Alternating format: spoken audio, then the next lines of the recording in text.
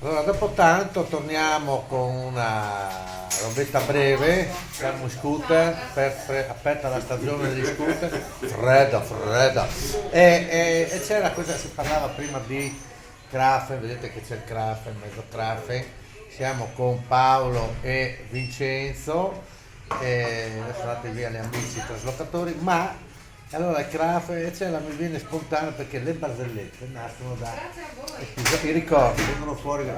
E c'era in questo bar, c'era questa bella, no, bella cameriera, come si dice cameriera? Ragazza, una bella ragazza. Barista, tipo la nostra Barbara, che abbiamo la Barbara, saluta che sei sul video. Ciao.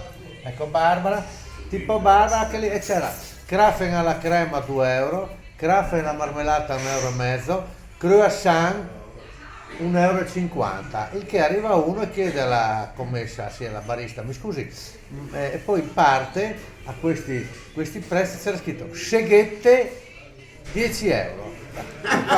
Questo qua dice, mi scusi signorina, mi dica, ma chi fa le seghette? E lei, le faccio io, e lui, allora ti lavi le mani e mi dai un Krafen alla crema.